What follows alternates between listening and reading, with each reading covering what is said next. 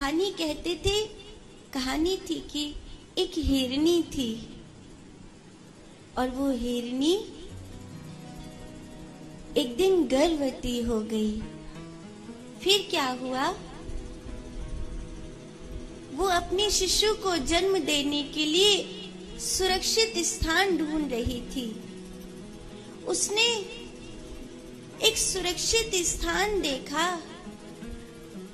एक झाड़ी है, उसके पीछे एक सुरक्षित स्थान है। वो वहां पहुंच गई। प्रसव पीड़ा बहुत ज्यादा थी। वो शांत होने लगी। तभी उसने देखा कि जिस स्थान को उसने सुरक्षित जाना है वो तो चारों ओर से मृत्यु का घेरा है। लेकिन तब तक उसकी प्रसव पीड़ा इतनी बढ़ चुकी थी कि वो कहीं नहीं जा सकती। कैसे जाएगी? क्योंकि जहां वो है उसके एक ओर नदी है और उससे दूसरी ओर एक शेर खड़ा है और तीसरी ओर जंगल में आग लग चुकी है। और जहां से वो घुसी थी वहां एक बहेलिया आ चुका है जो बस उसे तीर मारने ही वाला है। इसीलिए अब जिस स्थान को उसने सुरक्षित समझा था वो स्थान अब सुरक्षित नहीं है। वो चारों ओर से घिर चुकी है। वो चारों ओर से पूरी तरह से बंधन में फंस चुकी है। तो क्या करेगी? क्या करेगी अब? बचने का कोई उपाय नहीं है और उसकी स्थिति भी ऐसी नहीं है कि वो जा सके। तब कहानी कहती है कि उसने देखा कि चारों ओर मृत्यु है। प्रसव की पीड़ा उसे अत्यधिक घेरे हुए है।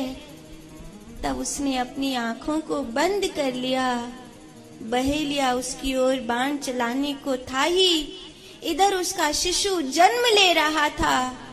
वो अपनी आंखों को बंद करके शांत हो गई। वो नहीं जानती थी भजन किसे कहते हैं। वो नहीं जानती थी शून्य और परमात्मा क्या है। वो नहीं जानती थी ध्यान योग किसे कहते हैं। उसे कोई विद्या नहीं आती थी। वो तो एक हिरनी थी, साधारण जंगल की हिरनी। पर कहानी ये कहती है कि जब वो शांत हुई और उसने अपनी आंखों को बंद किया, उसके शिशु ने इधर जन्म लिया, इधर बहेलिये ने बाण चलाया।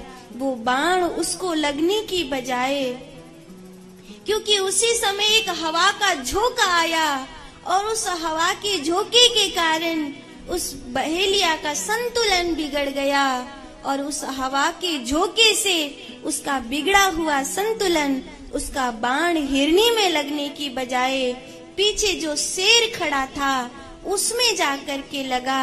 शेर असंतुलित होकर वहां से भागा और इधर बारिश होने लगी। बारिश हुई तो जंगल की आग बुझ गई। और जब उस हिरनी ने आंखें खोली तो चारों ओर मृत्यु हट चुकी थी। चारों ओर सब कुछ बदल चुका था।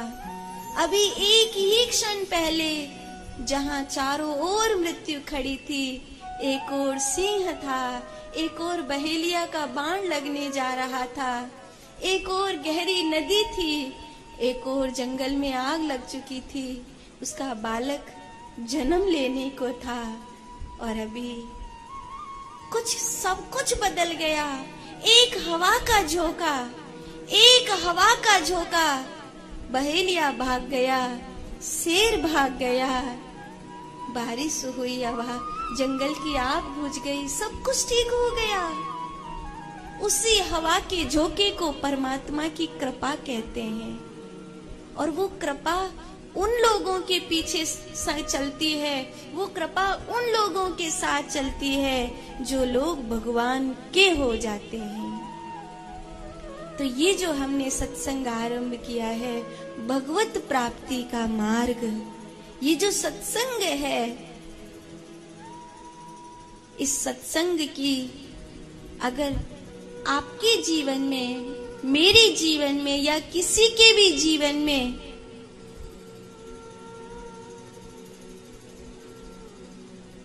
कोई अमृत बूंद प्राप्त हो सकती है, तो उसका पहला आरंभ होगा कि वही हवा का झोंका मिले जो उस हिरनी को मिला था।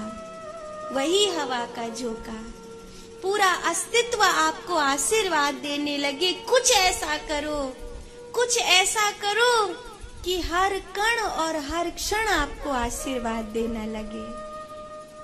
कहते हैं जब संत चलते हैं तो